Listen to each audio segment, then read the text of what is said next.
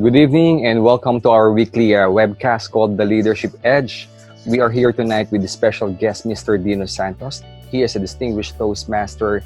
He is a talent director of Southeast Asia Speakers and Trainers Bureau Incorporated. With close to 38 years of consulting and training experience, he comes to us tonight with a great topic called How to Respond to Difficult Questions. And in these troubled times, we often find ourselves faced with difficulty with ourselves in responding to those close to us or to those who work with us. So tonight, Sir Dino will share with us some guidance on how to manage tough moments. So Mr. Dino, tell us about a little about yourself and also your topic. Okay, thank you, Rock. A little bit about who I am. Uh, so this is who I am. I'm a DTM, that's Distinguished Toastmaster title from the world of the Toastmasters. I also teach at the De La Salle College of St. Benilde's for their facilitation course in HR, diploma course in HR and training. I used to be with Burbank Animation as their deputy head for recruitment, and also formerly with Dale Carnegie as a licensed instructor and their manager for instructions, as well as a speechwriter and mentor for company presidents and CEOs. So let's have a look at what our objectives are for our topic for tonight. Um, Remember that the subtitle says responses that preserve dialogue and relationships. So this is not about winning debates, not at all. This is about healing wounds. This is about preserving relationships. So our objective first is to provide usable tools that help preserve dialogue so people keep talking, to provide practical examples that can guide learners. So we'll be giving some realistic or typical examples of that. And then understand when to speak and when not to. So as our discussion flow shows, I'll talk about the coverage of the topic, definition of terms, types of difficult questions, then the techniques and examples, of course, other options, and finally, how you can continue to stay sharp. So, Rock, ito yung coverage natin.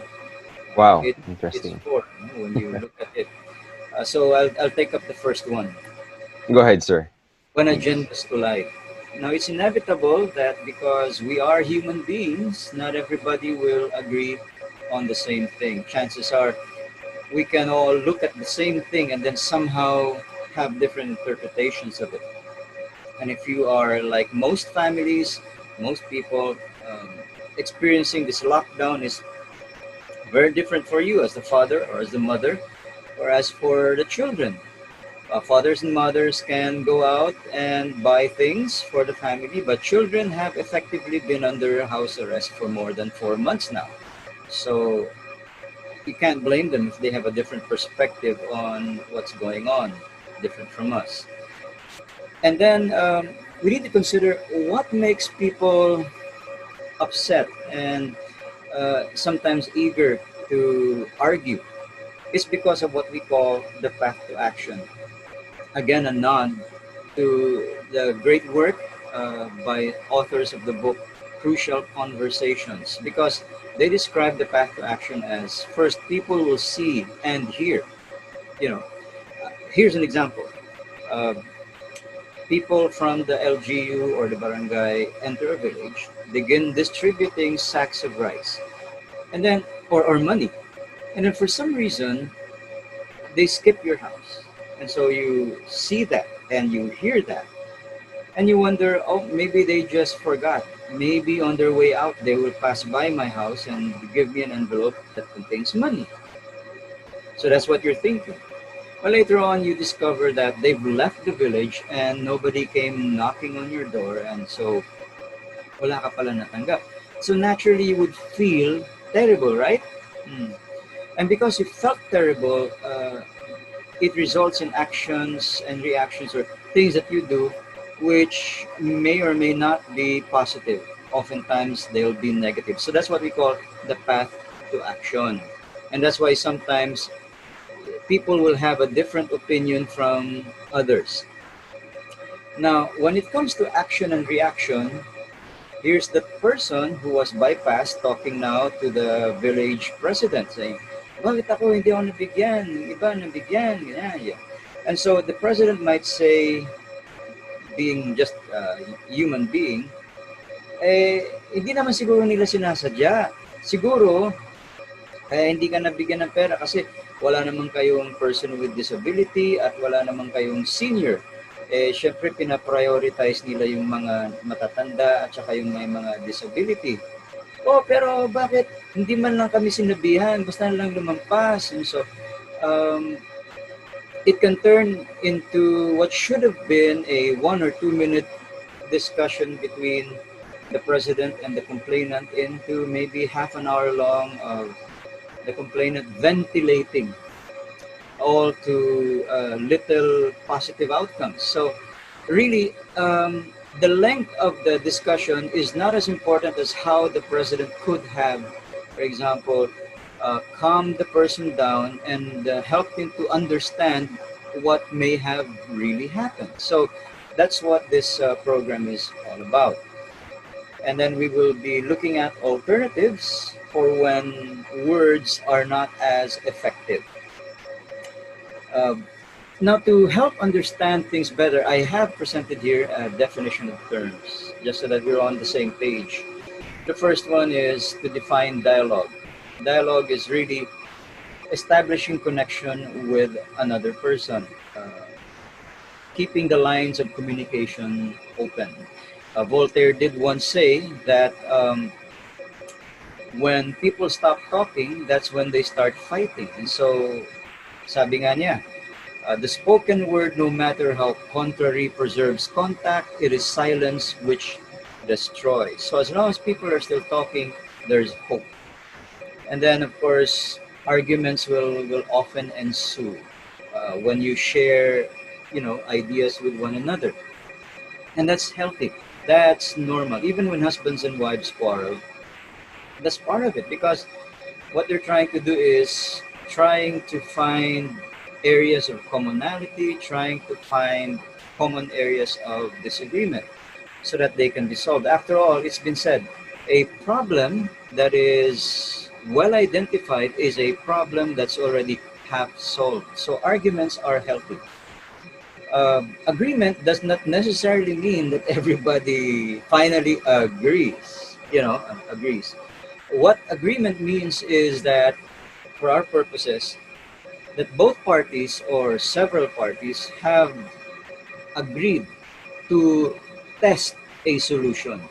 They have not necessarily agreed to it, but at least they have agreed to test it. Now, if it works out, then it results in what we call a resolution. A resolution where everybody says, ay, sulit naman pala. It works. So let's adopt it as part of best practices. So then problem solved. And you get to this point because you maintained dialogue. You avoided responding in a negative way to difficult questions. So, as most people, I am often asked, Dino, ano ba yung mga different types of difficult questions? Because they're out there. So, let me show you the 4 most common ones. First is the loaded question. And this is very common, say in politics, where they'll say, for example, I recall there was a politician who was asked, sa probinsya to, sabi sa kanya, do you feel that we should make Tagalog the language of instruction, medium of instruction for all school children, because we're Filipinos? And he stepped right into that. He stepped right into that. Because when you say loaded question, it means whatever you say is going to be the wrong answer. Now, in that example, he could have said, no, I believe that English should be the language of instruction simply because most of our textbooks are written in English and it is the business language. Now, if he had said that, he would have alienated everybody who who likes Tagalog or who wants to embrace a sense of nationalism. Although he will win over those who like English. So then you'll have a divided audience. If he had said, paniwala ko dapat Tagalogin lahat ng ating mga materyales upang mas maitaguyod natin ang pusong nasyonalismo ng ating bansa. A lot of people would probably have agreed with him, but then he would have alienated business owners, leaders, industry leaders, and many academics, especially those who teach math and the sciences, because they can just imagine the headache they're going to get from trying to transcribe all those English words into real Tagalog words. If I were him, I would have answered a question like that this way. Like, for example, tinanong ako, Dino, what do you think? Should we make our language for instructions for our schools Tagalog instead of English? Then I would have responded this way. Maraming salamat sa iyong tanong. Nakakatuwa sa akin na interesado kayo sa ikabubuti ng ating mga kabataan. Kasi sila nga ang kinabukasan ng ating bansa. Sa aking pananaw, in my belief, whatever language is that gives them a great chance of finding work in the future, whether that happens to be English or Tagalog, is what's really important to me. Because how we teach them, kung paano natin sila turuan, is secondary to their finding jobs in the future. Diba? Mas mahalaga yung makahanap sila ng trabaho more than just what the language is. So for me, fundamentally, mas mahalaga yung makahanap sila ng trabaho, magkaroon sila ng trabaho, makatulong sila sa magulang nila, kaysa yung problemahin ko yung kung anong wika ang ginamit para sa pagtuturo sa kanila. Di po ba? Yeah. The point here is that if you argue correctly, you're never wrong. And so that's how you deal with a loaded question, right? Now, there is, of course, what we call the rhetorical question. This is a kind of question where the one asking the question doesn't really expect an answer. And when they do ask that kind of question, it's to stress a point. An example would be, are you serious? Seryoso ka ba talaga? Ganun ba talaga? You know, when somebody asks that question, it's really meant to not be responded to directly kasi mag-aaway lang kayong dalawa. And so to respond to that, you say, yes, I'm serious, but what made you ask that question? Ayan. So in other words, you encourage the person to respond in an open-ended way instead of a yes or no. Hayaan mo siyang mag-open up. Kasi pag nag-open up siya, hindi kasi nga nag-worry ako na baka mali yung akala mo. Ayan. Then you ask further, what made you say na baka mali yung akala ko? So by encouraging them to talk, you actually open their minds, and by opening up their minds, you begin to open them to options. So that's how to deal with rhetorical questions. And then you have the declarative questions. Very, very similar to the rhetorical question, but rather different, because when a person will ask a declarative question, it's essentially a judgment. Kumbaga, hinuhusgan ka na. You find this among those who might want to get back or get even with people online. You hear terms or you'll see terms online that says, napaka-bobo mo naman, napaka-gabo mo naman. Like, bobo ka ba talaga? Ganyan, no? And then, if you respond to that in the way that they expect, it will just prolong the quarrel. So instead, I would deflect it. I would say something like, it's possible that I may have acted in an unintelligent manner. It could be that you're right. I'm glad that you value me enough to tell me what you think. Help me understand why you said that. What made my comments so bobo, as you said? Bakit bobo yun? And then so the guy will explain. No? They're only too happy to write their response. And then you continue to clarify that. Kaya mo pala nasabi yan. Bakit? Ano ba dapat? Yan. So, then they respond some more.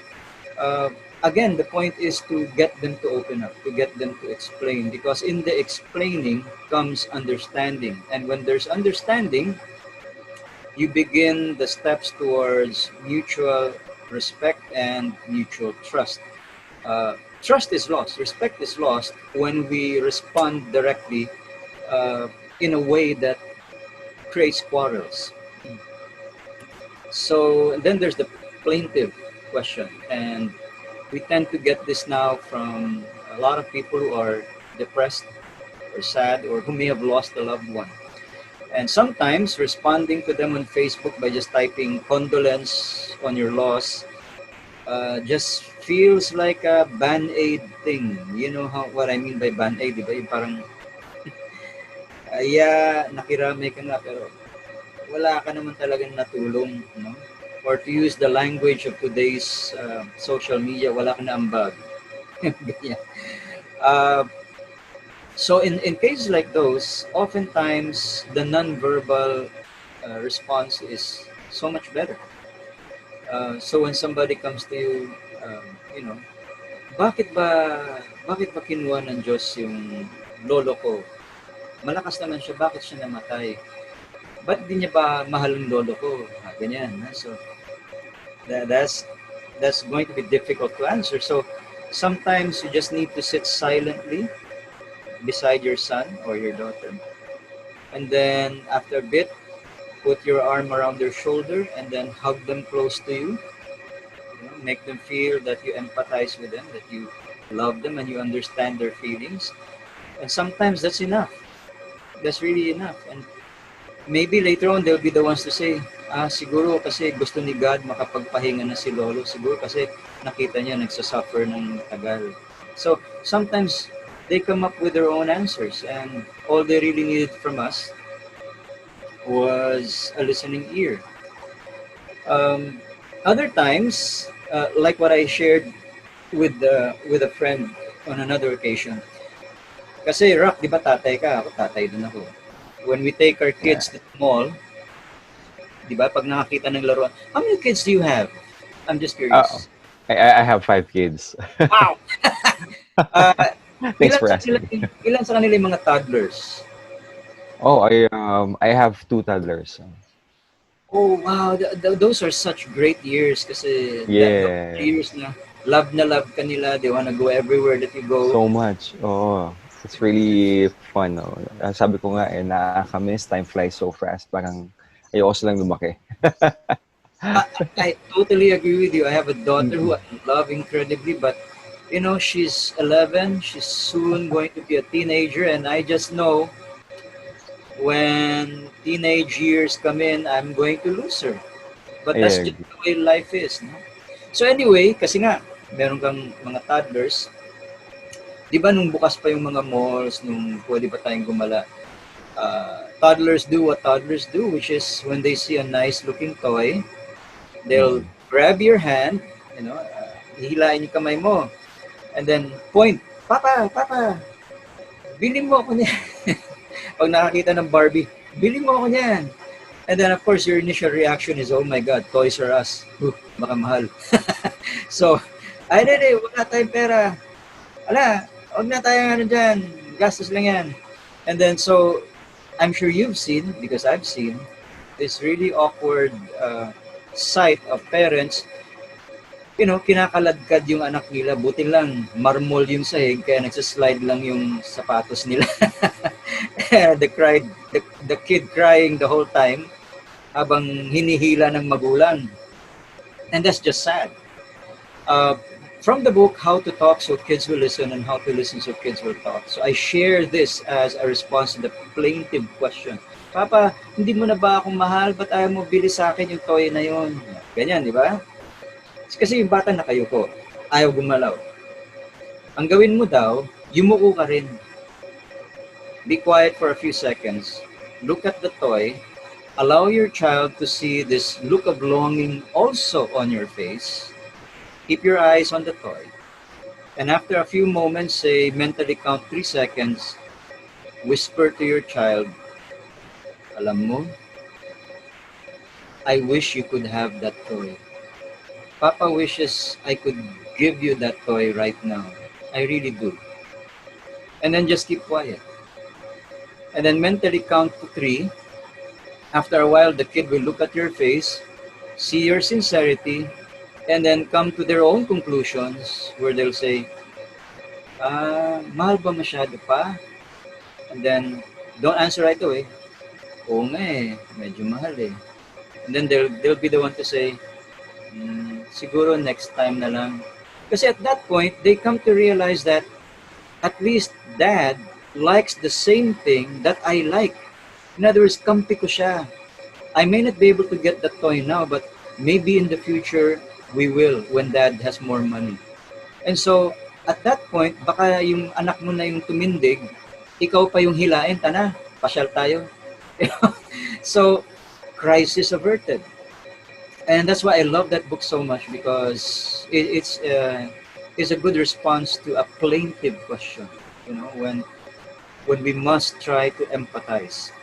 Now, moving on, I'd like to share some tools, some of which I've already given some examples, of how to deal with difficult questions. So, first of all, we encourage open-ended responses. Ang ayaw natin, lalo na pag medyo mainit yung ulo ng kausap natin, is to ask them like open-ended questions that are answerable by yes or no. Kasi yun, walang patutunguhan yun.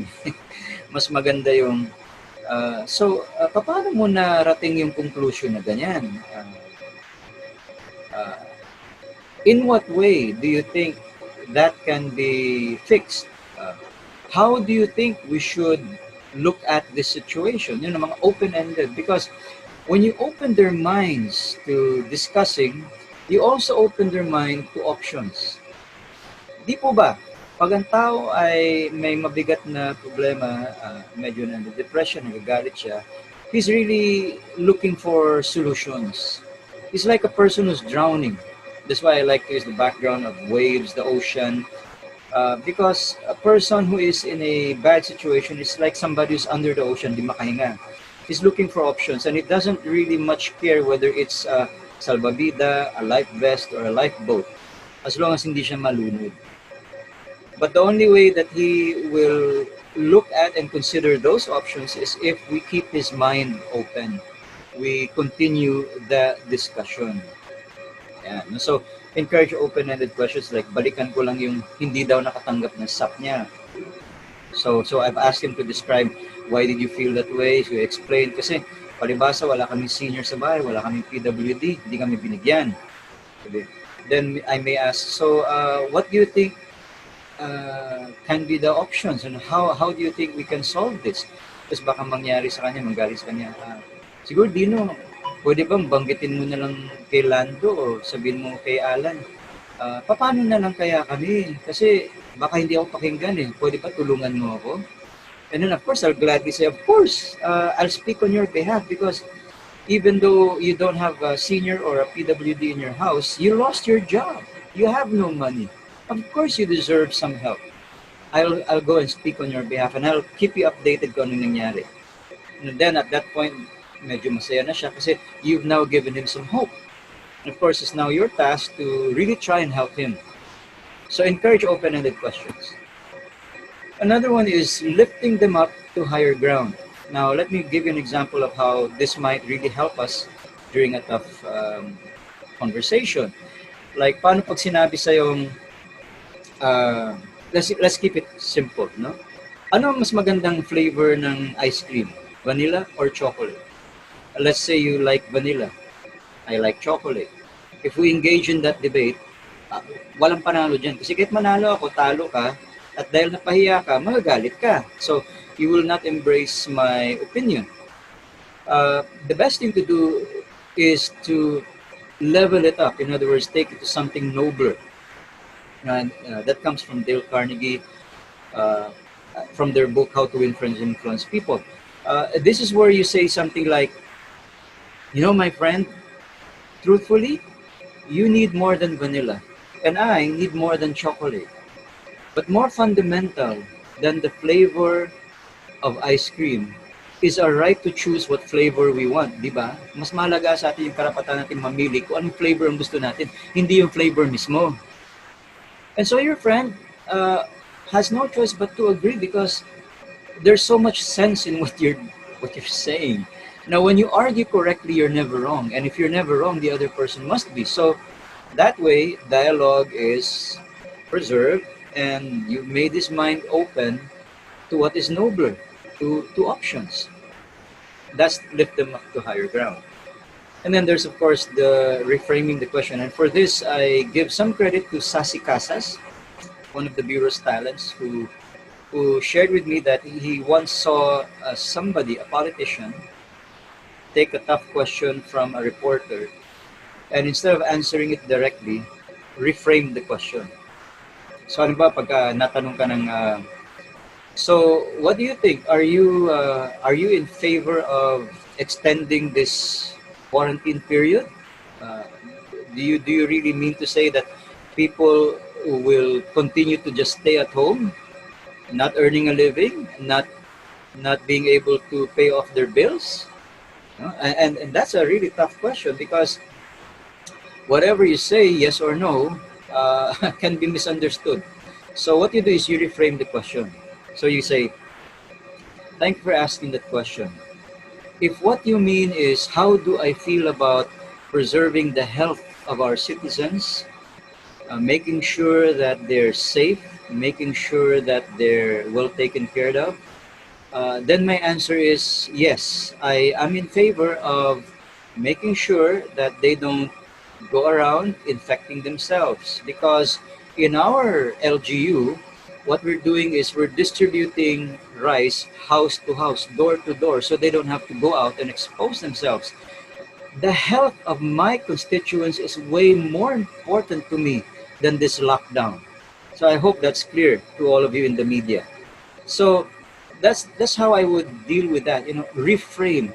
Do not let a reporter, do not let anybody trap you into a soundbite that they're looking for.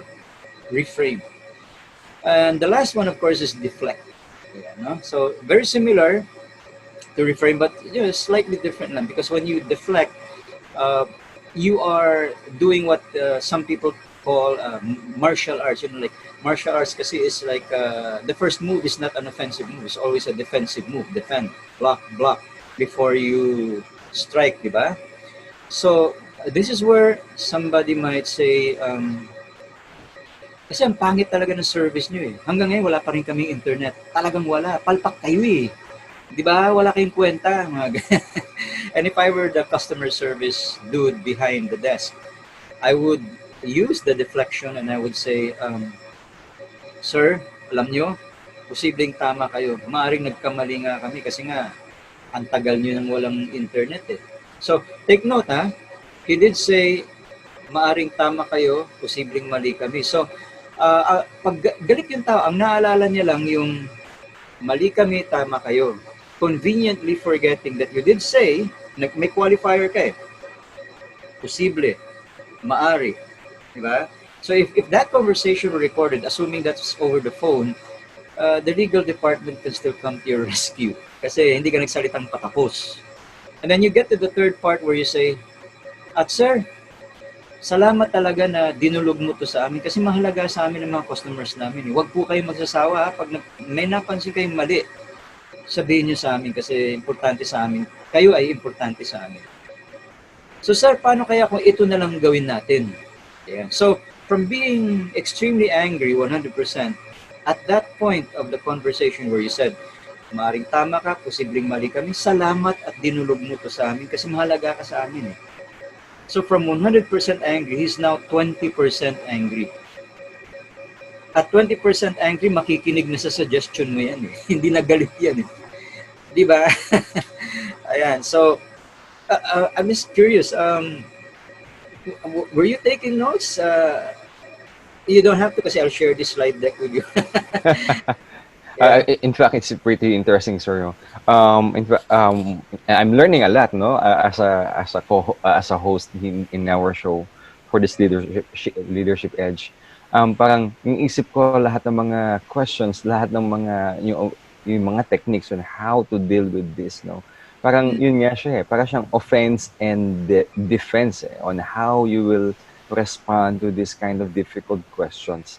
So naisip ko, this could be a right approach, no, when if you have a client, if you are in the consulting, lalo na pag nasa live webinar ka and some Yeah. people who did this, parang wow, parang this is actually parang ito yung naisip ko, no. I'm thinking, do you have a training for this, sir? Yeah, I do. As a matter of Wow. fact, it's I'm on call. I Mm. suppose I could mention him. I'm on call by Joe Magsaysay, Potato Corner. So anytime he Wow. has a major speech to give, I Mm-mm. drop everything and I get in touch Okay. to help him refine his presentation and his reaction to possible questions. Once upon a time, somebody who I can't name, who is the owner of a business in Novaliches, a totally Filipino Mm-mm. manufacturing company, consulted with me as well in preparation for his speeches. And there are two politicians who I helped to win their respective positions in government because I counseled them on how to respond to ambush interviews, really nasty ones that occur na bubulagain ka ng media to force you to say something bad. They'll take it way out of context. So I warned them how to respond, and they won. Yeah. Yeah. Kasi based on what I learned, no, parang tricky questions talaga, no, you will be triggered on how to answer it. Eh. Kasi there's an art and science naman on how to ask questions. Now, ito naman, there's an art and science on how to respond to that kind of questions. Kasi talaga, pag once na you utter this kind of, yung sagot mo, wala na eh. Parang mahirap na siyang bawiin siya. Lalo na pag recorded siya, they will take it against you na. Or they will quote you on that. Sir Dino, we only have 45 minutes in this show, no? So, Okay, it's sir. really masyadong mabilis na yung show natin. And alam ko, bitin lahat yung mga audience natin to in this show. Maybe we could do some part 2 some other time soon. Yeah, so I'll just show them na lang very briefly itong other options natin. So uh, in, in, Another in options. Go 30 ahead, sir. seconds each, 30 seconds each. The first Sure. one is, Go ahead. pag wala ka nang masabi, ay makinig sa'yo, maghanap ka ng influence center. That is a person that the other fellow respects and trusts. Kasi yan, pakikinggan yan kung ay makinig sa'yo. Another one is look for the green zone. That might not be in your boss's office, which is the red zone, because you don't feel safe there. Neither is that the coffee machine in the office kasi maraming pwedeng marinig sa pinag-uusapan nyo. That might be the fishball vendor in the parking lot, which is very, very safe because it's far away from the office and far away from your boss's room. And that's the green zone. So sometimes you need to look for a green zone. And then there are times when, as I said, you can respond non-verbally. Yakapin mo na lang, di ba? Or sa mga lamay, halimbawa, kahit wala kang nanalang abuloy kasi kulang na rin talaga yung pera mo dahil sa pandemic na to, tinabihan mo lang yung namatayan. Kung inabot ka ng alas 2 ng madaling araw, I tell you, I guarantee you, your friend appreciates your staying with him for the whole night than a person who brought, say, 15,000 pesos and was gone in 5 minutes. Kasi mas ramdam niya yung sincerity nung pakikiramay mo. So, how do we sustain growth para hindi tayo kalawang? Kasi sandali nga lang, tama si Rock. This is a very short show. One is, you join your church and train as a counselor. That'll only take a few weeks, and then you get to listen to some really difficult cases, and you learn from those. You bless them, and they bless you. And you can also volunteer to mediate. If there are difficult things in your village, volunteer to be the mediator. My dad, up to the age of 72, was lupong tagapamayapa by his barangay captain because he knew everybody knew him. And of course, participate in online Toastmasters meetings so that you can learn how to evaluate. Evaluating means giving bad news in a nice way. And as a Hall of Famer in the Toastmasters, it means that I won the speech to evaluate competition nationally in 1983. It's a valuable resource and it's free. So just to summarize, In this topic, in this episode 2 of season 1, we were saying dialogue must be preserved. So expect arguments because that's normal. When you come to agreement, that doesn't necessarily mean that you've given up your rights. It just means you're willing to test a solution. If it works, then there's resolution, peace and quiet, everybody happy. So that's what this was really all about. So, in closing, I'd like to end with Voltaire's quote. Clearly, it's one of my favorite French philosophers. Rock, could you please read out loud for us? My pleasure, sir. Think for yourself and let others enjoy the privilege of doing so too. Yeah, Voltaire. By So, Voltaire. yeah. So, ladies and gentlemen, in closing, I just like to say that it's really trusting. It's really respecting other people's comments, no matter how acid tough it is, because uh, no comments is worse than any comments. You ask anybody in sales, they'll tell you that. Mas maganda yung may magreklamo kaysa walang nagsalita. So, Rock, Yes. to you. All right. So, time flies. Okay, alam ko, bitin kayo, everyone. So, Sir Dino, thank you for guesting with us tonight in the Leadership Edge. I know everyone out there can expect more of you in the future as the co-host of this show. Yeah. So, yeah, for the meantime, some of you have been sending a chat messages in our chat box and are hoping to ask Sir Dino some difficult questions. I'll take a few moments now to ask question, Sir Dino, if you don't mind. Yeah, So sure. just one question lang, no. So this is a verbal face-to-face Q&A, Mm. or even in a live, no. So what if naman if someone ask you or responded ask you, no, difficult questions through Facebook or through social media, which is in a text format? How will you how do you respond to that? Oh, I'm glad that you mentioned that. One Yes. of the nice things about responding to chat or text format questions is that you have time to think of your answer. uh, they won't see your facial expression, and it means it's easier kasi pagka live tulad nito, you can see my face, I can see yours. You can see my reaction the moment you finish asking the question. You can tell if I like what you just said or if I don't like what you said. So remember, uh, non-verbal cues will always speak louder than the verbal ones, so the body always speaks louder than the words itself. 90% comes from body language. So, responding to text questions, just think about it for a while. And then, instead of responding with fire to fire, because you can't kill out a fire by having more fire. Instead, Exactly. respond with water. Like for example, makakita ka ng may nag-post kasi meron ka nilagay sa FB mo na halimbawa is very polarizing. Religious posts, political posts, gender posts, tapos meron palang na-offend sa friend mo, nag-react, di ba? And so, when you phrase that, you say, thank you so much for reaching out to me and letting me know how you feel. It was certainly not my intention to offend you. Could you please explain to me so I can understand why you felt so bad about what I posted? And then wait for them to react. Of course, they'll have like an essay type response to that question. And then after that, you say, thank you so much for taking time to share that with me.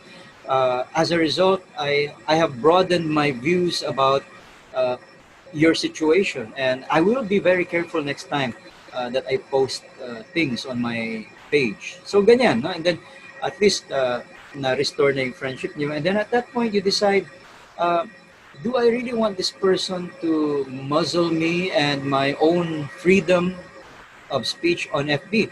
So, pag nag-peace na kayo, you can just simply decide to unfollow that person. So, you don't see his posts and he doesn't see your post, but you're still friends. So, hindi niya alam na tinanggal mo na siya para hindi siya ma-offend. uh, responding through in chat is way easier than live. Wow, it's good to know, Sir Dino. That's easier to reply via, sa social media, dun sa comment box, rather than, asking or talking with you face to face. Kasi nga, yun nga, you have ample of time to think about your reply. In fact, you can do some research pa, no? You can ask somebody who is a really expert in this on how to answer this, rather than, face to face. Okay, so guys, take note of that, and then, yeah, maybe all of this stuff, it's so very useful. So pag may client kayo, if you're doing some consulting, if you are, into this type of kind of, day-to-day encountering people who are always throwing you difficult questions, I hope this show was Sir Dino was able to help you. Next Wednesday, our guest will be Carmen De Leon, VP Healthway, who will talk to us about relationship leaders. So don't miss the great episode. See you again. Same Leadership Edge day, same Leader Edge time. I'm your host for tonight. My name is Cleo. I'm a design thinker guru, saying learning is a journey with many beautiful vistas and never-ending horizon. All right, until next time, Wednesday, 7 p.m. and good night.